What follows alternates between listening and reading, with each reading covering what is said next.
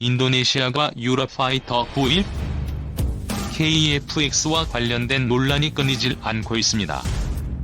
지난 7월 20일 인도네시아 언론은 국방부가 한국과 공동 개발 중인 한국형 차세대 전투기 사업 분담금은 형편이 어렵다는 이유로 납입을 미루는 상태에서 오스트리아에서 전투기 구매를 타지하고 있다고 보도했습니다.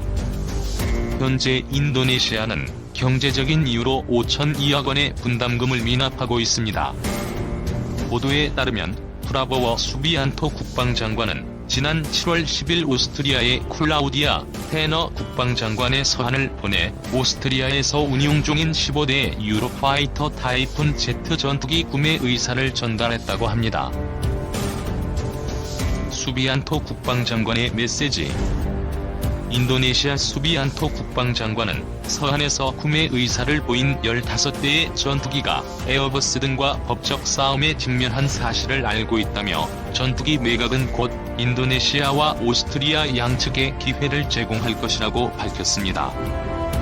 오스트리아는 지난 2002년 23억 유로를 투자해 유로파이터 타이푼 전투기 15대를 구입해 운용 중입니다. 그런데 본 전투기는 항공 임무에 초점을 맞춘 기본 작전 능력만 가진 초기형 트렌치 1 버전으로 지상 공격 임무는 불가능합니다. 그리고 생각 이상으로 운용 유지비가 치솟자 현재 오스트리아 정부는 전투기 제조사인 에어버스를 유로파이터 4기 판매 혐의로 고소해 법적 싸움이 진행 중입니다. 그런데 수비안토 장관은 유럽 기술과 노하우에 감명받아 제안한다. 이 제안이 양국 간 상호 이익으로 이어지길 바란다. 라고 말했다고 합니다. 오스트리아 공군의 유로파이터입니다. 현재 엄청난 운용 유지비 등의 문제로 인해 제조사가 고발된 상태입니다. 인도네시아 국회의 반발. 이에 대해 인도네시아 국회가 발끈했습니다. 제1분과위원회의 투바구스 하사누딘 의원은 최근 국방부 장관의 입찰 서한 관련 정보가 사실이라면 국방부는 중고 전투기 구입 계획을 중단해야 한다. 는 성명을 발표했습니다. 기술 이전 등이 명시된 관련법에 따르면 중고 전투기 구매는 불법이라는 것입니다. 하사누딘 의원은 국회와 정부는 더 이상 중고 전투기를 사지 않겠다고 약속한 바 있다. 중고 전투기를 구매하면 부품 조달 및 유지 보수로 엄청난 예산을 낭비할 것이라고 지적했습니다.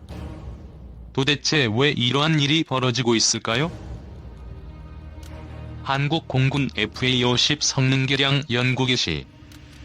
KF-X 사업이 심란한 상태에서 지난 5월 25일 한국 공군은 국방과학연구소를 통해 5,370만 원의 예산으로 FA-50 성능 개량 사전 개념 연구라는 명칭의 연구 용역 공개 입찰 공고문을 올렸습니다. 여기서 사전 개념 연구는 실제 FA-50 성능 개량에 앞서 어떠한 성능 개량이 가능한지를 연구하는 초기 연구 단계에 해당합니다. 즉, 현재 공개된 연구 용어는 본격적인 성능 개량을 의미하는 것이 아닌 본격적인 성능 개량을 검토하기 이전에 어떠한 성능 개량이 가능한지를 확인하는 사전 자료 준비입니다. 이 사전 연구에 대해 많은 항공 전문가들은 한국 공군이 KF-X 개발에 문제가 생길 것을 대비해 보험을 준비하고 있다고 언급합니다. 이건 또 무슨 이야기일까요? 한국 공군 F-4E로서 AGM-142 팝아이를 볼 수 있습니다. F-4E 퇴역과 함께 팝아이의 퇴역도 함께 진행될 예정이며 이 임무도 누군가가 대체해야 합니다. FA-50 성능 개량 사업 내용은? 우선 연구 용역 입찰 공고문을 보면 FA-50 성능 개량 사업의 배경으로 세 가지를 언급하고 있습니다. 1. F-4와 F-5 노후기 퇴역으로 인한 FA-50의 역할 증대가 요구된다. 2. FA-50의 항속거리 부족, 정밀 유도무기 운용 능력 한계로 활용도가 제한된다. 3. 공격 편대군 투입이 제한되는 등 항공기가 가진 기본 잠재력을 발휘하지 못하고 있다. 공군이 검토하고 있는 성능 개량 사업의 내용은 다음과 같습니다. 1. 무장 운용 능력 향상이다. 구체적으로 다양한 외부 연료 탱크 탑재 용량 증대 및 무장 상태에서 지휘와 속도 제한에 대한 연구 및 완화 방안을 요구한다. 이 항공기 항속거리 확대를 통한 중장거리 임무 수행 능력 확보이다. 이를 위해 외부 연료 탱크를 통한 연료량 증대, CFT 장착, 내부 공간 활용 등의 방안을 검토하여 최적 방안을 도출할 예정이다. 3. 타겟팅 포드 장착을 위한 성능 개량. 4. 중거리 정밀 타격용 공대지 무장 장착 연구.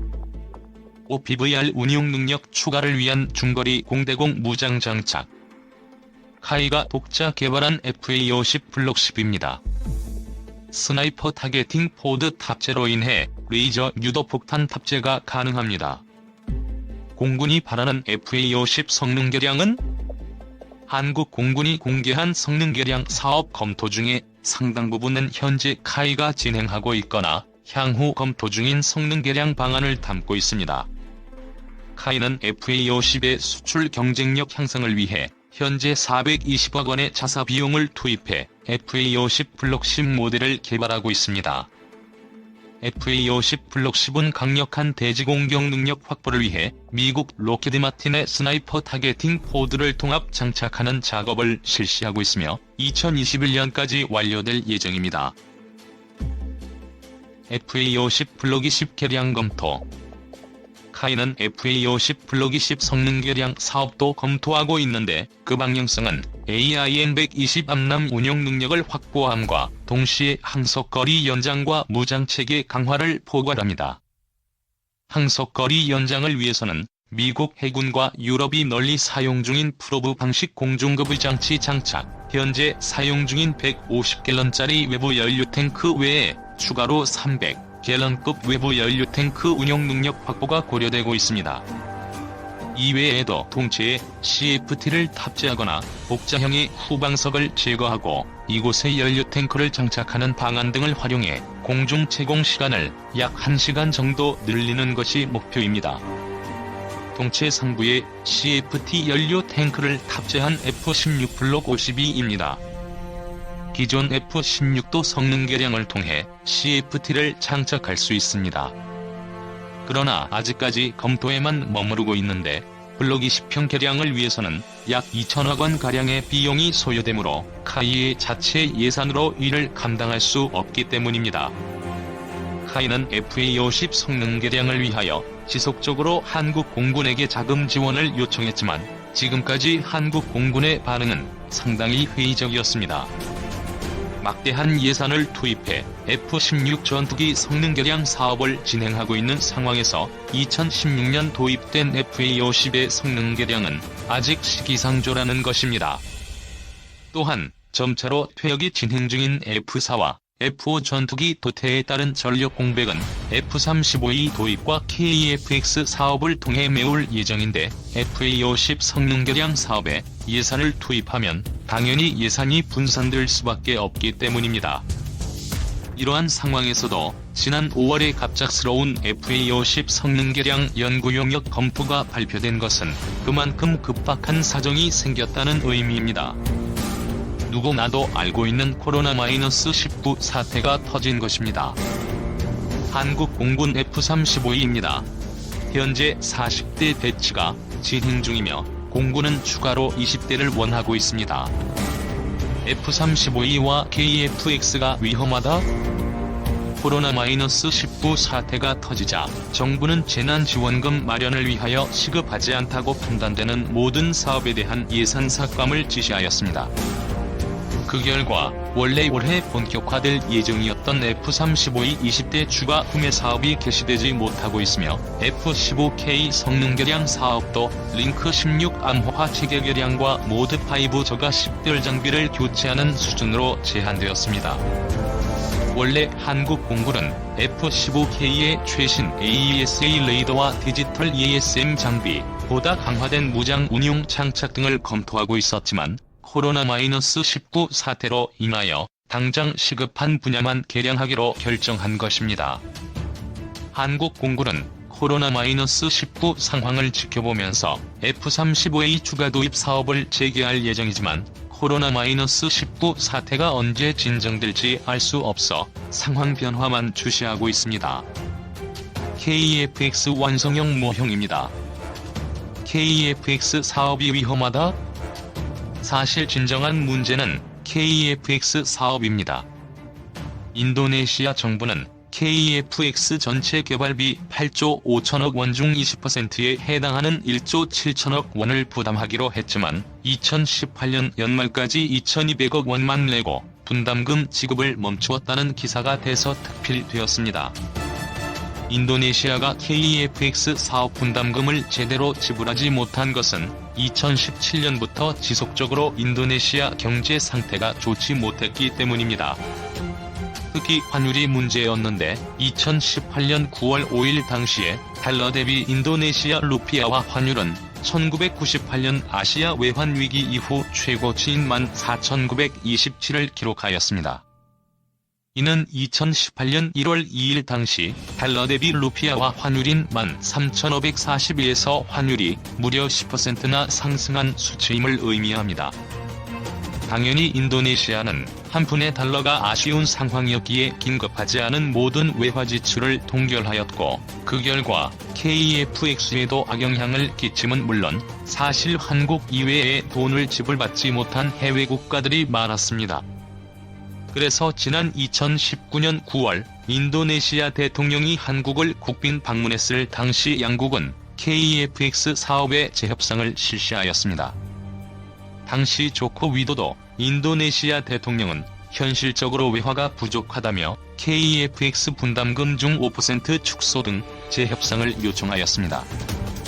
당시 한국은 KFX 개발 분담금 비율은 지키되 일부 현물로 납부하는 쪽으로 방안을 마련하였습니다.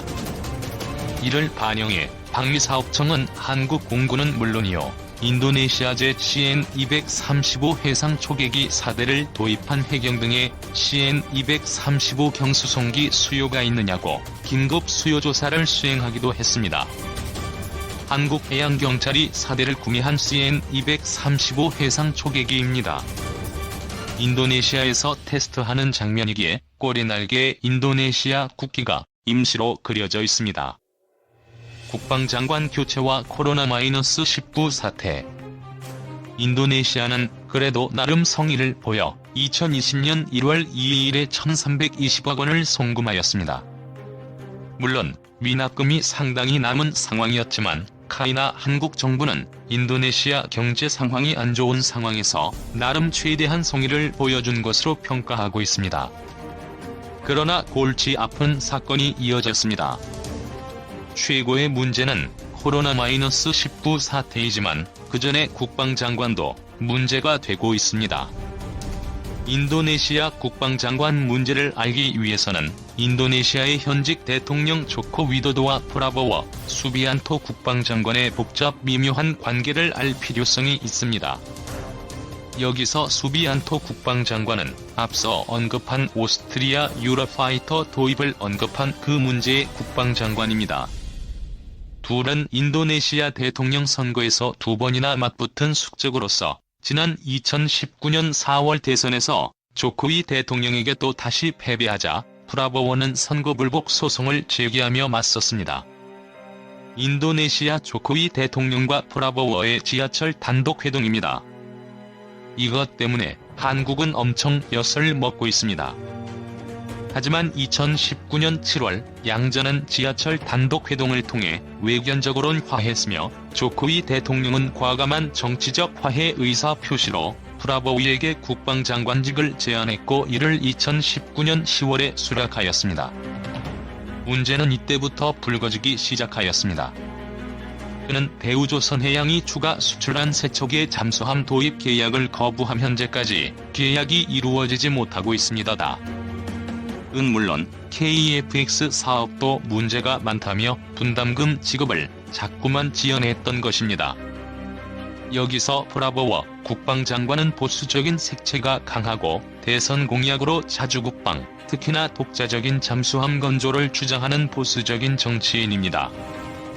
당연히 KFX 공동개발 및 잠수함 공동건조 사업은 그의 자주국방 공약에도 부합하나 문제는 이들 업적 모두가 자신의 정적인 조코위 대통령이 만든 것이라는 점입니다. 그래서 대통령의 업적인 KFX와 한국과의 잠수함 공동건조 사업이 불발되기를 아주 간절히 원하고 있습니다. 인도네시아의 KFX 탈퇴? 무엇보다 코로나-19 사태가 발생하자 카이에 파견되어 있던 인도네시아 기술진 114명이 인도네시아로 철수함은 물론 지속적으로 분담금 지불이 미루어지고 있습니다. 현재까지 인도네시아가 지불 못한 분담금은 5,200억 원에 달합니다.